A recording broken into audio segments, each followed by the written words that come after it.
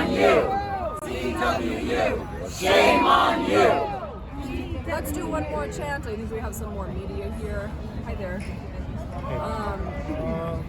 What's my voice? Horses crashing everywhere. Adrian Adams doesn't care. Horses crashing everywhere. Adrian Adams doesn't care. Horses crashing everywhere. Adrian Adams doesn't care. Horses crashing everywhere. Adrian Adams doesn't care. Horses crashing everywhere. Adrian Adams doesn't care. Horses crashing everywhere. Adrian Adams doesn't care. Does anybody have any other questions? I see some reporters here. So can you answer like why, like I said for everybody that wasn't here, like why on Friday there's a hearing about this, but we can't testify. Nobody. Well, I don't know that it's technically a hearing. This is sort of an unprecedented thing that's happening because of how democracy has been blocked in this situation for years now, and why this has sort of reached a crisis point. It's more of a meeting of the health committee, but no public testimony is allowed. So this has never really happened before. So we sort of don't know what to expect, but we need to be there. And this only is happening because Councilmember Holden used this mechanism to force this because it was being blocked. And no hearing was going to happen apparently, or Adrian Adams had already, made up her mind not to have a hearing in spite of all of the support. So can you explain after this? Does this have a chance to get now that after this hearing? Will this have a chance to get on the floor after that? I think they can vote to have a hearing. So I think that they're going to vote on something, we believe, but to have this. Right, Bob? I mean, he's basically asking what can happen at this procedural meeting. Yeah, they could choose to. They could vote to advance the bill, right, or not. Right. And they could vote on passing the bill. Right. So, obviously, I think, If the bill hypothetically gets passed, will they have like places to put the horses at, like shelter for them? We have a whole network. There's multiple coalitions.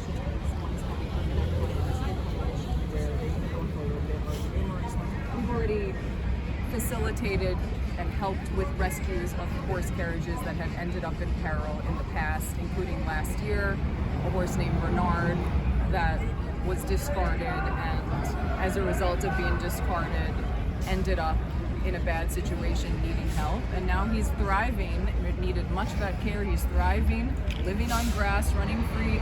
Let's remember, horses are herd animals. They're meant to have pasture. It's beyond belief that these horses are trapped in a concrete jungle with no access to any pasture, not even a patch of dirt, no freedom of movement. And if you've ever seen the stables on the far west side, no stables like these exist in the modern world. No stables where horses climb up steep ramps and live on the upper levels of buildings.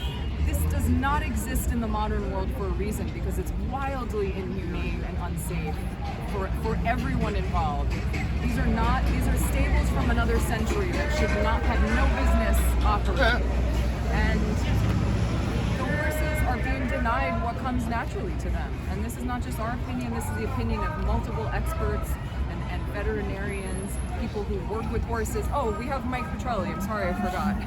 We have a long-time horse trainer, speaking of horse experts. You're on a roll, I didn't want to butt in. So Michael Petrelli is a horse trainer of, 40 somewhat, a long time of training horses in the harness racing world, so I need a couple extra minutes. Okay, all right. Something I've never mentioned. I'm basically the black sheep. You look around at all these people, we have animal advocates, activists, lovers. We all see it from different perspectives. I've raced horses for a long time. I believe in working horses, right? I also believe in respecting horses and caring for them properly. Out of all the people that are here right now in support of this, there's only one person standing here that doesn't have any respect for a horse. Who's that? Right there. That one right there. What I've seen inside the stables, and I've been privileged to be able to see nobody else has been able. I'm disgusted as a horseman by what I've seen. Horses, not just Other than New York City being the opposite of what a horse requires by nature, laying in urine and manure with no bedding, no hay, and having their own veterinarian stating that, oh, this is the way it's supposed to be. That being Dr. Gabriel Cook, I was never more disgusted by what I've been witnessing. So, here's my prepared statement to people across the street, Speaker Adrian Adams, and the members of the council. My name is Michael Petrelli. I'm a professional horse trainer for over 4 decades, the owner of Equine Advocacy Alliance LLC. I've dedicated my life to understanding and caring for horses properly, not just working. Their needs, their instincts, which they cannot use in this city. It does not offer what a horse needs by instinct anywhere, except for maybe Central Park, where they're allowed to look at the grass as they're going around the bridle path 8 hours a day in harness with the most minimum disgusting care I've ever seen in my life for an equine. Their instincts and their limits. I'm here again today to urge you, Speaker Adams, to allow a hearing for Riders Law, the bill that would finally end the use of carriage horses in New York City. As someone who has worked hands-on with horses for the majority of my life, I can tell you, this industry is not humane. Horses are in fact prey animals. I keep repeating here, it's obvious. They're sensitive.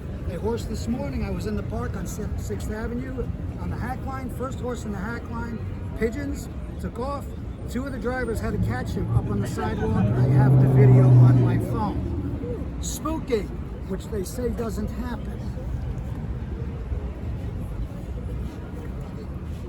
They're not built to endure the chaos of city traffic, the pounding of asphalt.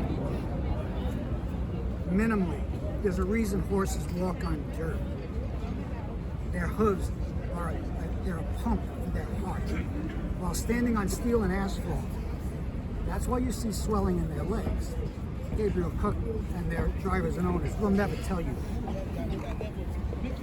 Pounding of fumes of congestion in New York City. What may look like a quaint tradition, that's exactly what it is. It's history, and it should be made to stay as history. This is not the 1880s anymore. The true daily suffering and abuse for these animals. Riders' collapse in 2022 was not an isolated tragedy. It was a symptom of a system that treats living beings like machines. Literally. And while we can improve regulations, we cannot regulate the way fundamentally cruelty are forcing horses to live and labor in an environment that harms them physically and mentally. Basically, when the people are not following the regulations and nobody's enforcing it, what have we accomplished? Happens every time in the park I'm documenting and monitoring these horses. I know some of these horses by name. Speaker Adams, you have the power to move this issue forward. Please allow a hearing for Riders Law so expert voices, data, and compassion can finally come together in the open. New York City should be leading with empathy, and ending horse-drawn carriages is a humane, modern step forward. Thank you, and I thank you. That was amazing. So this is someone who, for years, his life has been about working with horses, and he is firmly speaking to horses.